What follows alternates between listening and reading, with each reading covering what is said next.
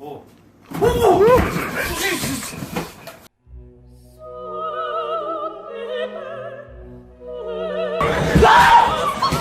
Are you kidding me?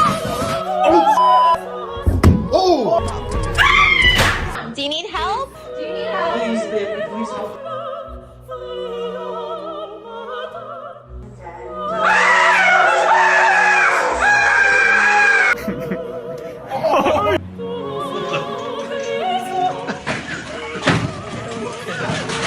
You almost don't get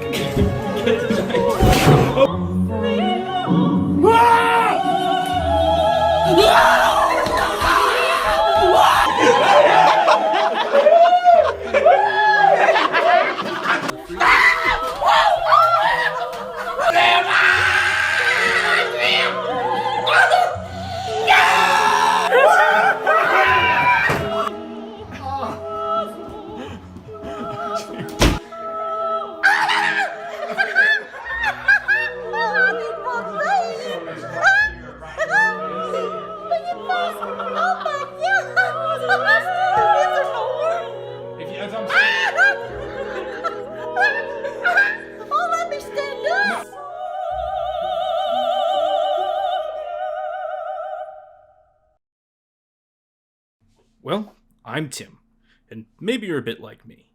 You probably got some questions, like what were those people doing? Why are they doing it? And what are those stupid things on their head? What is it? Well, legend says that thing is called a VR. So I gathered my trusty camera crew and we went down to the Arcadia. That's a VR lounge in Kelowna, BC. Place is Bob.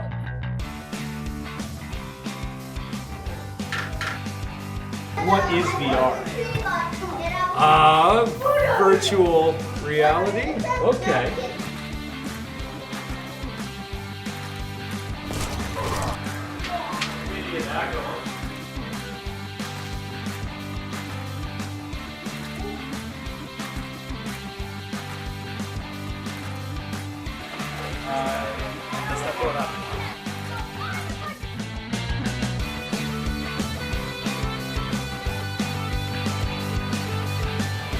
Makes your brain think you're in a real simulation.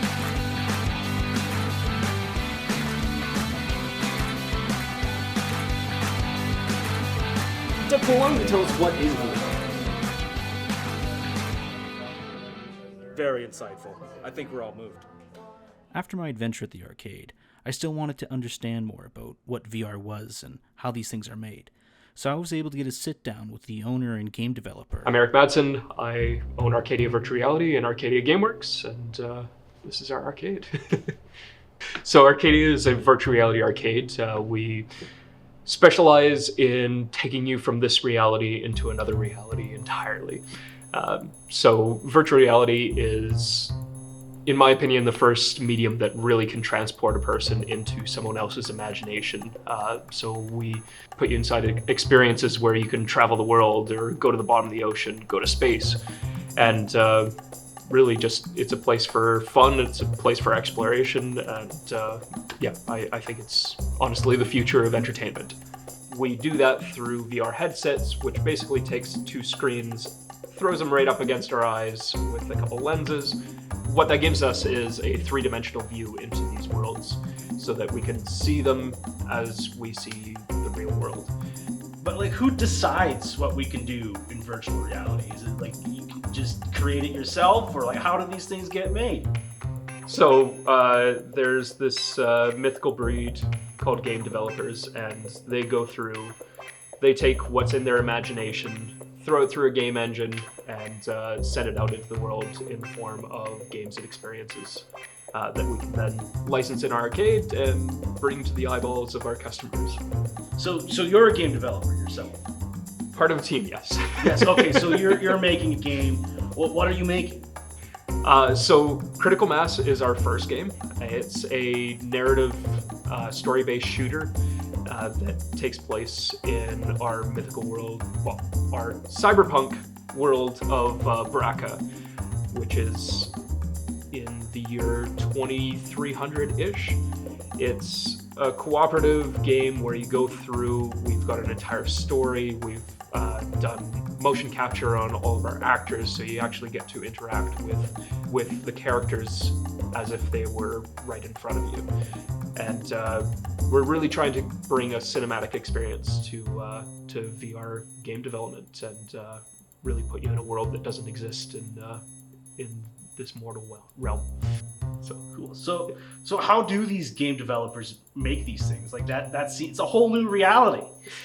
Well, I'll tell you, it's a lot of work. It's a huge process of planning out this whole story, this whole environment, this whole experience that we want to bring into reality, and then finding the talent that is going to make that possible, finding the 3D modelers to make everything that you see, finding the sound designers to make everything that you hear, finding the animators to make it all interesting and moving so that it's not just a static image that you're in, and then the programmers to make sure everything works all together and that you can actually do something in there. My name is Mario Cruz, and I'm the lead animator on Critical Mass Decay. Cool. What exactly do you do as an animator? Motion capture work is the biggest part of my workflow, and I'm in charge of enhancing, changing, and otherwise cleaning up performances. So if the director comes in later and tells me, we want to have a different action that this character does in this performance, or they don't look angry enough, or I need them to emote more, I'll go in and I change that. And as well as doing some hand animated stuff for things like props and weapons. Basically any weapon that you pick up and use in the game was animated by me. Could you tell us what motion capture is? So motion capture is a lot like stage acting, where you'll have props that are mostly wood or cardboard or sets that are like that, and you're in a suit that will track your entire body movement and map it onto a skeleton that is on a program in a computer that will record everything. So everything that you do in the real world in the suit and every interaction that you make gets recorded onto the computer and then gets sent to me, where I can put it on a character. Psychonauts. What in particular draws you to VR?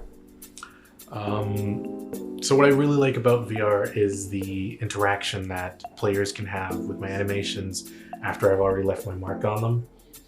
And, for example, the weapon animations that I've made on there, all the reloads and all that stuff plays out the same way that I've animated, but the players can then, use their hands to change something about it, do tricks or anything like that, something I never would have thought of.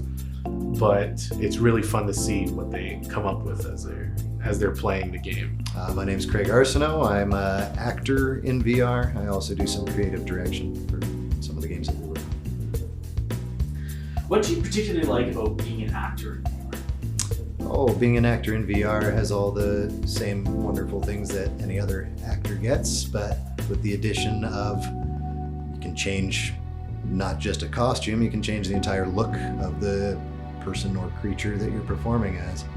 It could be super skinny or 40 feet tall or not human at all. You can add your facial movements and your physical movements to just about anything.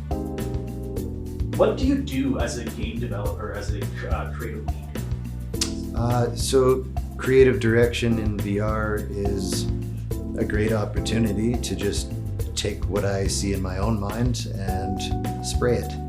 We have wonderful scaffolders and character design people, and so my job is to help to produce a vision and get everybody on board working towards that same vision. Oh, there's just so much opportunity. As an educator, any opportunity to make the world immersive, right? Anything that you can provide for your students that really engrosses them is the best thing you can do. And what's more engrossing than actually being inside of the world that you're describing? Where do you see VR going in the future? I really believe that virtual reality has quite a large future. Here we focus a lot on gaming and the experience and entertainment, but there's so many more applications for virtual reality. Really, in most fields, there is an application for VR. There's a lot of companies that are using virtual reality as a training tool. So instead of putting your trainees into dangerous situations, you can put them into virtual situations where they're free to make mistakes and not get killed or hurt in the first days of training. That's usually not a good thing. This whole arcade was actually designed in Google SketchUp beforehand and brought into virtual reality.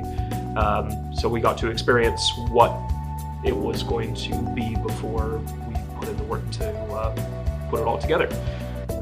My favorite anecdote on that was that our original front desk, I had designed that in SketchUp, and we've gotten the chair in that we were going to use for behind the desk, and put on the headset, sat in the chair, and realized that the desk was 2 inches too tall. So design, architecture, any sort of engineering where things have to move and you have to kind of visualize what these things are going to be, virtual reality can be an indispensable tool for it. In the future, I can see, the ambitions of these VR games and the scopes of them getting much bigger and, hopefully much better as well, right? Stuff in the vein of like, a big open world game or a long RPG with, deep mechanics and, big sets and like all this stuff like that is stuff that right now is, as much as we want to be able to do it, is very difficult to do so. Oh, I think that we're just at the very tip of the iceberg. Like, things are happening now.